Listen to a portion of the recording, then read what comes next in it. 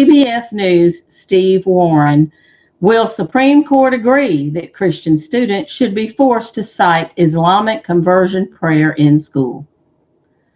A Christian high school student who was urged by a teacher to recite the Islamic creed is back in the headlines. CBN News reported in May that her case had been appealed to the U.S. Supreme Court. Now we've discovered the girl's plea is on the High Court's online docket, which shows it has been distributed for a conference at the court on October 11th. 4 years ago, Christian high school student Junior Kaylee Wood was compelled by her teacher at La Plata High School in La Plata, Maryland, to recite the Islamic conversion creed, the Shahada, as part of a written assignment. She was required to write the Islamic creed. There is no God but Islamic God, and Muhammad is the messenger of Islamic God. I, like Kaylee, will not recite that and mention their God.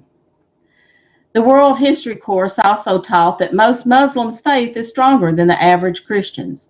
Wood refused to complete the assignment, believing that it is a sin to profess by word or in writing that there is any other God except the Christian God.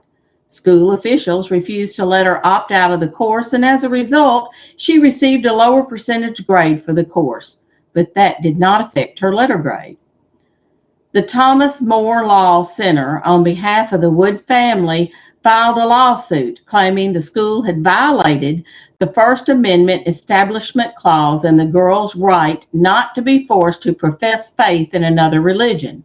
Both the Federal District Court and the Fourth Circuit Court of Appeals ruled in favor of the high school's Islamic curriculum. Now the TMLC has appealed the case to the Supreme Court, asking the High Court to decide whether any legal basis exists to allow public schools to discriminate against Christianity while at the same time promoting Islam. Under the guise of teaching history or social studies, public schools across America are promoting the religion of Islam in ways it would never be tolerated for Christianity or any other religion. TMLC President and Chief Counsel Richard Thompson said in a statement, "I'm not aware of any school which has forced a Muslim student to write the Lord's Prayer or John 3:16, for God so loved the world that he gave his only begotten Son, that whosoever believeth in him should not perish but have everlasting life." Using a PowerPoint presentation in the class, the students at the school were also taught Islam is a peaceful religion. Jihad is a personal struggle and devotion to Islam, especially involving spiritual discipline. To Muslims, the name of the Muslim God is the same God that is worshipped in Christianity and Judaism. Men are the managers of the affairs of women, and righteous women are therefore obedient. Many public schools have become a hotbed of Islamic propaganda, Thompson continued. Teaching Islam in schools has gone far beyond a basic history lesson. Prompted by zealous Islamic activism and emboldened by confusing court decisions, schools are now bending over backwards to promote Islam while at the same time denigrating Christianity.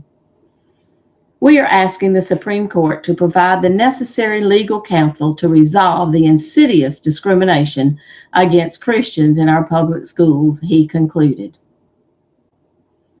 Good for you, Kaylee. You stood strong in your faith and in your knowledge that there is no God but the God of Abraham, Isaac, and Jacob. There is no God but Yeshua HaMashiach, Jesus Christ himself.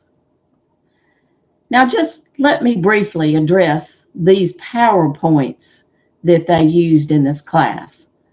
They claim that Islam is a peaceful religion, but in reality, it is otherwise. Just ask the Christians who live in Islamic countries how peaceful it is. Jihad is not just a personal struggle of devotion. Rather, it is the teaching of Islam that Muslims wage war against the infidels. And who are the infidels? Anyone who is not a Muslim is infidel in the eyes of Muslims and according to the teachings of the Quran. The God of the Muslims is not the same God that is worshipped by the Christians and Jews. That's a big lie. The Muslim God has hatred and hostility for Christians, Jews, and Israel, while the God worshipped by Christians and Jews calls himself the God of Israel.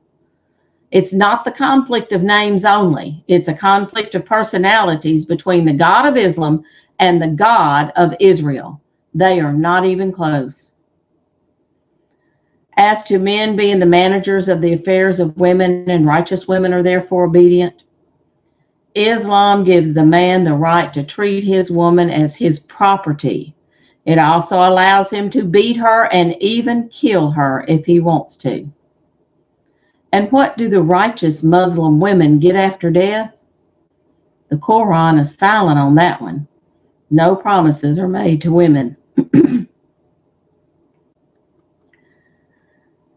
Many people have been buying into this deceitful propaganda, and we need to know what's going on.